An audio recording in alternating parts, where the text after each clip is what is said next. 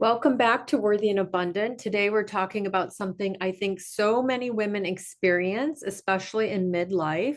What happens when the life you've been living no longer feels like the life you're meant to live? My guest today is Erin Doherty. Erin is a health and wellness coach, author, and Reiki master who helps women navigate changes in identity, purpose, and well being and learn to trust themselves again. What I especially love about Erin's work is that she brings together two worlds that aren't always talked about in the same conversation: evidence-based behavior change and holistic practices like energy healing and EFT. We're going to talk about self-trust, midlife transitions, energy healing, and what it means to come back into alignment with yourself. Erin, welcome to Worthy and Abundant. I'm happy to have you here. Thank you so much. I'm so grateful to be here talking with you. Wonderful. Thank you. So tell us a little bit about your background and how you got into doing the work that you're doing. Yeah, so how I got here is sort of a winding path, and I think maybe a lot of people can relate. My growth hasn't been a straight line. So I started out when I was younger, I started out as a teacher. I was an English teacher for 18 years. I worked in different educational settings. The last 3 years, I was teaching seventh and eighth grade. And I taught all the way through the pandemic. I got until 2021 and I reached full burnout. And I had to ask myself the question, what am I doing? I was already starting to go through perimenopause at the time. So kind of like my patience was dwindling, my stress tolerance wasn't high anymore. And I needed to ask myself, can I see myself doing this for another 5 years? And I couldn't. But at the time, I had only known teaching. That was my vocation. It gave me a sense of purpose. I loved it. There were so many aspects of teaching that I loved, but it was destroying my mental health and my physical health. And so I knew that I needed to pivot into something else. So at 47, I packed up my car, took my beloved soul dog Simba with me, and I moved to Denver to be with my current partner. I was living in California at the time. I had no job, I had no backup plan. I didn't know what I was going to do, but a friend of his suggested that I apply for a job at her university, the University of Colorado.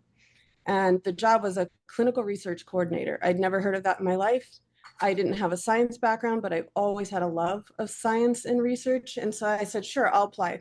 They hired me and I got trained and I loved it. I just fell in love with the job. And I realized one of the surprising things that I realized was how many transferable skills I had, especially as a teacher. But up until that point, I didn't think I could do anything else because I spent 20 years perfecting my craft as a teacher. But I realized that most of us have a lot more transferable skills than we realize. I was able to use them in this new job working with patients who had severe neurological disorders. So I was working one-on-one with neurologists. I was helping on drug trials. So that's how I got into the science. And then through that work, because I was sort of a patient advocate, I realized that I really wanted to pursue health coaching. And so that job led me into my current position now as the founder of Erin Doherty Coaching. I love it. I love it. We have similar stories. As we Yeah. said before I hit record, you changed your life and I changed my life. You're younger, about 10 years younger than me, but we both have soul dogs. But Yes. you had a partner waiting for you. So you had a little bit of a plan because you had him to take care of you, right? Or in a way. Or... Well, at the time, we were long distance for a year. And at the time when I moved to Denver, we decided to live separately just to see how the relationship went. But I did Okay. have somebody there. And we were almost like getting to know each other as a couple in person because we had that whole year long distance. But the in person part, it takes a little time getting used to each other and getting Right. used to each other's social circles. So I did have that, but it was a completely new Right. place for me to be. I'd never been to Colorado, never lived in a big city like Denver. So there was a lot of change there. That's amazing. Yeah. Mm. I mean, I know we could talk so long, but I want to try to keep it to Yeah. 30 minutes. So let's talk about when women reach midlife and start thinking, I don't even know who I am anymore. What's really happening beneath the surface there? Yeah, I think the answer is complex because there's a lot of things going on at once. There's a lot of physiological changes with our hormones kind of going all over the place. There's a lot of stress increase in inflammation and increase in cortisol. So there's a lot of that going on. But then on top of that, there can be, responsibilities with aging parents. Maybe your kids have left home. Like me, I suddenly got to 47 and I realized I can't keep doing the career that I thought I was going to be doing for the rest of my life. So there's a lot of these changes happening on the physical level, on the emotional level, and even the spiritual level. So Mhm. if you're a sensitive and intuitive person like me, I'm constantly trying to grow. I'm constantly asking myself the question, like, who am I supposed to be now? How can I serve? How can I help? And so a lot of times in midlife, we get to the point where we realize we have taken on roles and we've told ourselves stories about ourselves that no longer fit. And that's where I feel like what happens, it can kind of come as the perfect storm around, once you hit 40, sometimes 45 or even 50, it can really just start to destabilize people. Yeah, and don't you think it's kind of a gift though when that happens? Because Yes. we're clearly out of alignment, or we're becoming out of alignment, right, with Yeah. ourselves. And I talk a lot about alignment. Yeah, so um, your work combines evidence-based psychology with Mm-hmm. practices like Reiki and EFT. How do science and spirituality work Mm. together in the way you approach healing and change? Yeah, I don't look at them as opposing forces.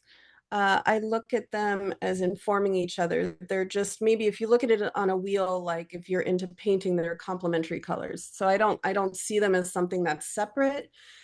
For me, I'm a natural born researcher. I love going down rabbit holes.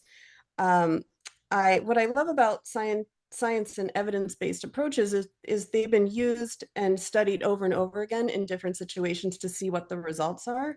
So I like that there's something that I can use a behavior change tool that has been studied in multiple populations and kind of gotten similar results over and over again. So I can really be confident when I'm sharing that with a client.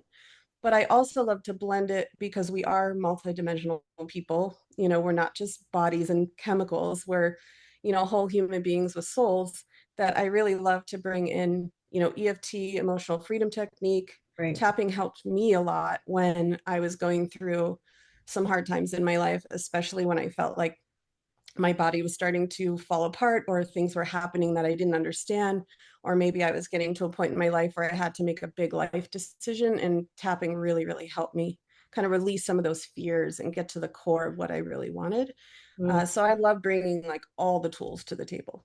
Yeah, I use EFT personally. I love Mhm. it. And I've used it, and sometimes I'll go weeks without using it. And then all of a sudden Mhm. I'll pull out a script, and it's so good and it helped me Yeah. a lot. It's like, Yeah. do you It want can to be touch, real quick. do you want Mhm. to touch on the EFT? Let's talk about it. What is happening when we tap, and how can someone use it when they're feeling overwhelmed, stuck, or emotionally activated? Yeah, actually, what can happen is like you're tapping on certain meridian points in on the body that can allow you to sort of reframe. You're saying certain statements where you can identify a limiting belief or thought, and you're reframing it. And so you're kind of telling your body through the tapping motion on the meridians, especially touching upon the chakra system, that it's okay to let go of the old thought patterns and the old beliefs and replace it with something new that might actually benefit you. And Mhm. some people will say that the subconscious mind is the body. What do you think of that? I mean, I tend to not separate the body mind. Yes, we do have physical bodies that are a part. Maybe we have the brain. The brain is part of our physical body, but the mind is something else. It's not easily definable. But I don't really separate them out. I think the subconscious is just a deeper part of our mind, that it doesn't have to be like a separate part of our body. It does Right. absolutely affect our bodies, though. I would agree with you on that. Yeah, I mean, I like to say that we're energetic spiritual beings having this human experience. We're Yes. not our bodies, we're not our minds, right? And I just, there's a lot of similarities going on here. I use EFT, you use Hmm. EFT. I know I'm a teacher and you were a teacher, so it's Yeah. it's just really, Yeah. it's Yeah. cool. What would you say to a woman who knows that something in her life needs to change, Mm. but she's afraid to let go of the identity, the relationship, the career, or the version of herself she's known for so many years? What would you say to her? Yeah, I would say sort of narrow your focus and think small. And I know that might be counterintuitive to some people because a lot of times when we have like a lot of things going on in our life, our bodies, our minds, we might think, oh my God, what do I need to do? What big thing do I have to do? But I would say when you're in a period of overwhelm, to slow down, to pause, to go very small and very narrow and think, what is one thing right now that you could do to help create a little more balance or a little more clarity? It could be something as simple as just sitting and listening to the birds or journaling or talking to a friend. It doesn't have to be some huge, big, life-changing Right. intervention, but I would say to people, get quiet and ask yourself, sort of reduce the noise all around you about what other people are telling you you should think, feel, and believe, and ask Mhm. yourself, what lights me up? What gives me energy? And that can change as you're growing. Like what gave me energy at 35 is not going to give me energy now. So I think it's not something that just stays the same. It's not Yeah. static, it changes. Yeah, I love that. I always talk about clarity is power, and that's the first step. Well, self-awareness, of course, and Yes, then clarity, because if you don't know what you want, how can you change? How can you go for it, right? exactly. So, Exactly. what role does self-worth play in wellness? Mm. Can Oh someone God. know, yeah, can someone know all the right things to do for herself and still struggle to do them because underneath it all, she hasn't learned to prioritize herself. I mean, this is my work, but Oh yeah. sure it's your work too, because it's really the root. It's the root, right? Yes. Oh, I absolutely, the inner saboteur, right? We all have it. I think that's huge, actually. Even though like my coaching, I was trained in kind of behavior change psychology, goal setting, that sort of thing, but we still look at the whole person. And a lot of it is mindset and kind of what you're bringing to the actions you're trying to take to feel better, to feel healthier, or to create a new routine in your life.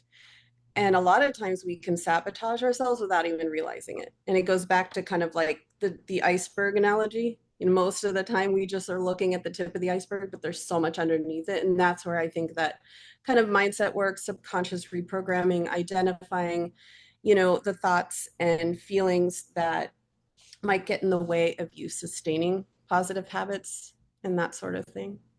Oh, absolutely. Yeah. I mean, worthiness is, like I said, the root of so much. And Yeah. people don't really buy worthiness. They would rather, they think they're fine with that. Yeah. But then when you get down to all this, it's really, they don't feel worthy. Like, why don't, like we can have, do you believe we can have, be, and do anything we desire if we, Yeah. I mean, I think this idea, well, I mean, there are certain forces that might get in the way of us doing anything we want.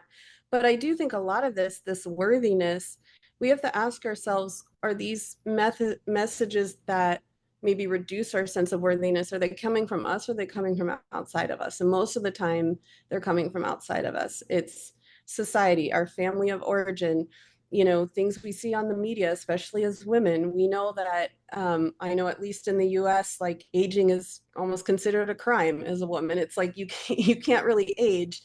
Everybody's questioning your body, your weight, your hair color, what you name it. And so I think a lot of that can impact worthiness, definitely. Mhm. Mhm. What does trusting yourself actually look like in everyday life? Yeah, I would say it's listening to your intuition, your inner guide. A lot of women, I feel though, are at a point where they're so overwhelmed with all these changes happening in their body, mind, and midlife that they can't even access their intuition. And that's something I love to guide people towards. But I also think that it's just taking small steps, identifying your values. We all have core values and why we do the things we do or why we want the things we want. And I can give you an example. So let's say somebody wants to lose weight, that's a goal. But if I don't get them to dig into their why or what their values are, when they hit that first setback, they're just going to go right back to their old ways. So, for example, I might ask somebody, why do you want to lose weight? They might say, you know what, I really want to play with my grandkids and I'm having trouble getting up and down off the floor, or I just not feeling myself. I don't have the energy, but they love their grandkids. They have the values of like family, love, support. They want to they want to be there and play and be with their grandkids. And so if I can anchor that, whatever they want to change, anchor that in their values and their larger vision for their life, that usually is a good inoculation to get them past some setbacks that will inevitably come down the road. That's beautiful. So how does a woman begin rebuilding that trust if she's Mm. been overriding her intuition for so long or not even connected to it, like you said? Yeah, the interesting thing that I'm not sure if other people talk about it this way, a lot of times, especially in our goal-oriented culture, it's like, I've got to do this. I want to lose 20 pounds. I want to, change careers. I want to do X, Y, and Z. And that's great. And I'm all for goals and I'm all for having lofty dreams. But a lot of times, especially when you're in overwhelm, the best advice is to just stop. Just stop doing everything. Stop making plans. Stop, especially if you're like me, an Right. overthinker and Quiet. overplanner. I have my Excel spreadsheet out. I've got everything in different colored markers. I just want to say to women like that who are overachieving, maybe overthinkers, to just pause for a minute, give yourself permission to just not do anything for a minute. To And be. then from that space, we can kind of work on what is it that's like you really desire, what's getting in the way of you becoming that person, that sort of thing. But we have to start from a place of like quiet. Yeah, that's when we can Yeah. hear the Mhm. messages. Like it's so Yeah. funny you say this because I was sick last week for a few days and I just canceled everything. I wasn't going to push Hmm. myself. I had to listen to my body and so much clarity came through when I was alone with myself for a few days. Like, what do Yeah. I really want? Is this what I really want? And I made one decision. Um, one good decision to create more space in my life Hmm. and I've just the clarity that came through and it takes so I could have been like oh I'm sick like Yeah. I could have been that or I embraced it because I know everything's happening for me, Yes. always happening for us. And so I took that time and it was powerful. So I appreciate what you're Yeah. saying No, 100%. I Yeah. love that. I love that because, and also I love how you reframed what happened because it's very easy to sometimes say, oh, I'm sick and now I can't do X, Y, Z, or I can't do work. But in many times the body has its own wisdom. And I don't know if you felt like this. I know I got there as a teacher. I had been wanting to leave the profession for a while. I'd been feeling overworked and underappreciated. It took my body shutting me down for me to finally get the message. I mean, Right. I couldn't, I was sick all the time. I could barely get out of bed in the morning. And I want to help women not get to that point of burnout before they listen to that voice inside them. So I love that you were able to take that time when you were sick to just quiet and get in touch with your intuition. I love it so much. And like Mm-hmm. we're on this path of growing and healing and evolving. And you think one thing's what you want, and then you start noticing because when you slow Yes. down and you sit with yourself and you quiet the noise, you Mm-hmm. realize what do I want? Like what would feel good right now? And it's less is more for me in my life. I don't Yes. need to prove my worth anymore. I don't need to prove with all these achievements and things. I, Mm-hmm. I know now I can lead. I know now I can do these things. So now it's really just what would feel good and spacious to me? Yeah, So exactly. I love that. Hmm. yeah, thank you. So if a woman listening today feels like she's too old, she's too far behind, or wasted too much of her time, what would you want her to know so that she can reinvent herself Yeah. like you and I? I was just thinking about this the other day. I just was writing my monthly newsletter and getting it ready to send out, and it's all on this topic. What I would say to somebody is, as long as you're breathing, as long as your eyes are opening, it's never too late for anything. I don't care if you're 95 years old. I've heard plenty of stories out there of 95-year-olds who go skydiving or went back to college or, pursued a long held dream or published a novel. So as long as you're alive, there's always opportunities for growth. There's always opportunities to reinvent yourself. Like I said, I've had now two midlife career changes and I'm 51. And so I've survived to tell the tale. I've had a lot of life transformations that have brought me to where I am now. And I even wrote an article the other day about wanting to play the cello when I was young, but I was sort of forced into playing the flute when I was a kid because Mm. my uncle was a music teacher and he played, he played the clarinet and saxophone. He was dating a flutist and he was like, you should play the flute. And so that was kind of just forced upon me. But I had always wanted to play the cello. And when I was 26, I was going through a really difficult time in my life. And I thought, I really want to learn the cello, but I think I'm too old. And that's like laughable now because I was 26, but I thought I was too old to learn the cello. But I decided to just do it anyway. And Mm. I rented a cello. I cleaned my grandparents' house to get money to pay my cello instructor, and I went from playing Twinkle Twinkle Little Star to an easy concerto after 2 years, and I loved it. I loved every moment of it. Mm. It helped me get through that difficult season of my life. I learned a new skill. I played for friends and family. So I would say to anybody who feels like they're too old for something to ask themselves, where is that coming from? Is that your belief, or is it coming from outside of you? Yeah, exactly. I Mhm. love it. So you wrote a child's book, Yes. Jane the Shy Dinosaur, which seems very different from your midlife coaching work. Where did Yes. that book come from, and what has writing for children taught you about emotional development, Yeah. belonging, and helping children feel accepted for who they are? Yeah, well, that, like I said, I was an English teacher for 18 years, so language has always been important to me, storytelling. I've been a published author for many years, but I wrote the book. This was my pandemic project with my nephew, who was 10 at the time. He's 16 now. And he'd been drawing since he was 5. He's on the autism spectrum. And so drawing was his way of understanding the world and people around him.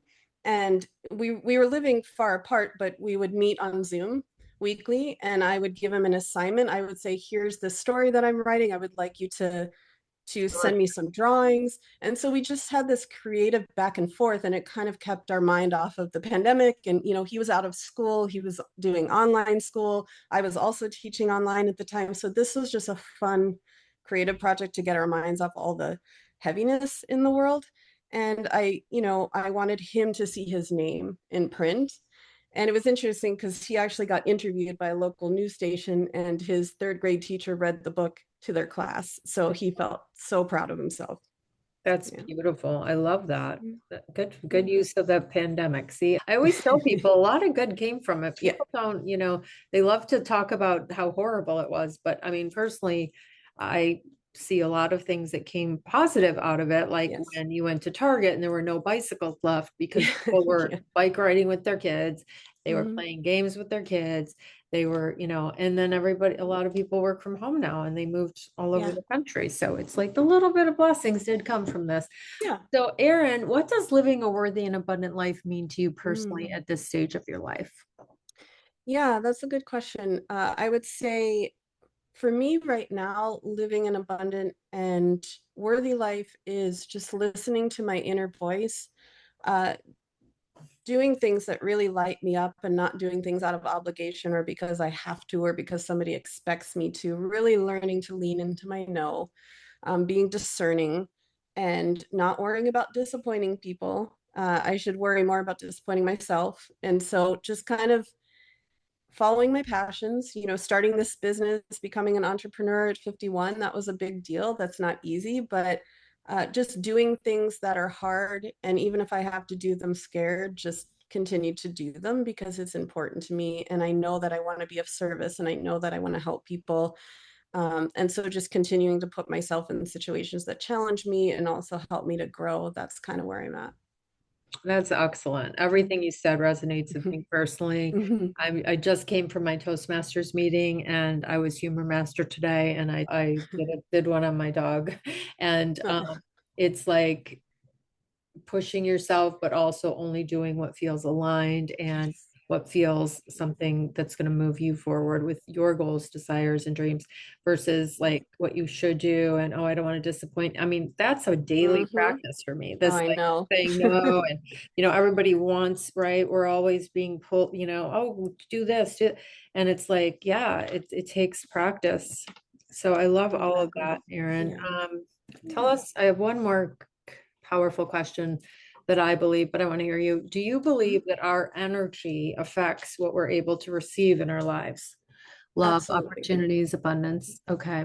Yeah, absolutely. I, Speak I on could that. I could answer that even without you finishing the sentence. I Yeah. do believe in so many ways. I think energy leads. I do believe that. Um, and becoming aware of your energy, becoming like aware of energy hygiene and how you take care of yourself and how you build your energy up and how you present yourself to others. I think that absolutely impacts, not only the opportunities that come to you, but whether or not you're willing and able to receive them. And that's something I've had to learn the hard way, where I would come up with a big lofty dream, but I wasn't energetically ready to step into it, and then I couldn't hold on to it. And so I've learned through trial and error how to kind of, you know, be the person I want to be to attract the things that I want to have in my life. That's so powerful. And we could talk for an hour on just that, I think, because energy is everything. And who are some of your teachers? Like your spirit, like your, Yeah. yeah, I think you had Joe Dispenza quote on one of your. Yeah, Joe Dispenza, I love. Wayne Dyer, of course. I actually read in high school. I don't know if many people are familiar with this. It's the Seth material channeled by Jane Roberts. I found that Seth Speaks when I was 17. My Mm, mom had got it from the Bodhi tree. We lived in LA at the time. It was like this sort of very spiritual woo-woo bookstore in LA. And I just read it and was like, felt like I just remembered something that I had forgotten. And so I took that with me, and that kind of led me down the path of, learning from other spiritual teachers. Wayne Dyer, absolutely loved Wayne Dyer, Joe Dispenza. Um, Now, these aren't spiritual teachers, but Brene Brown, I love her work, and Esther Perel. mm. I'm very much interested in human psychology and what motivates people, and what drives us and that sort of thing. So those That's are so those are interesting. my spiritual and intellectual teachers. And what would you say one book that changed your life would be? Boy, that's like picking a favorite child. I'm trying to think. Oh goodness, that is a really good question. Do you have kids, Erin? I do not have kids myself. No. I'm the cool aunt, and I was a teacher for, like I said, 18 years. So I kind of felt like I had a bunch of kids. Yes. Um, but I'm trying to think of a book that I Well, really, really, I'll have to think about that. that's okay. Yeah. So I Yeah. have my Wayne Dyer Power of Intention right here next Oh, to The me. Power of Intention. So Yes, good. that's Yeah. a good But one. Seth Speaks, I remember my son was Yeah. reading that and I'm going to try to pick it up. But I'm very Yeah, it's pretty impressed with dense. you that you could Yeah. handle that. That's kind of like an Abraham Hicks, like, right? Some Yeah, family. Abraham Hicks actually kind of was very much influenced by the Seth material, and so is Bashar. So that's another person. Oh, I'm maybe forgetting the we'll, name. yeah. Daryl Anka, who channels Bashar, also was very influenced by Oh, Seth. wow. This Mhm. was incredible. I know we could talk Yeah, so much thank you. longer. Maybe we'll have Yeah, another episode, but I do have that'd be another. lovely. Yeah, I have Yeah. another interview soon, but tell everybody where they can find you. And is there anything else I didn't ask that maybe you want to share with everybody? Um, you know what? I would just say, if you would like to get to know me personally and my work, you can find me on platforms like Facebook, LinkedIn, Instagram. You can put those in the show notes. Yes, I I Um, also would love to offer a free clarity call to anybody who would just like to talk to me. It's low pressure. We just kind of get to know each other and see, what you're going through, what some of the things that you're struggling with, and if there's a way for me to help. Mhm. And that's, I can give you that link. It's tinyurl.com/free call 15, the number 15. So Okay. that goes straight to my Calendly link. They can book a call, and we can just get to know each other. Sounds wonderful. And thank you for being here. And it was Thank you wonderful so getting to much. know you more. And yeah, I would love to talk again. And I'll let you know when the show is out. Thank you so much. Thank you. It was my pleasure. Yes.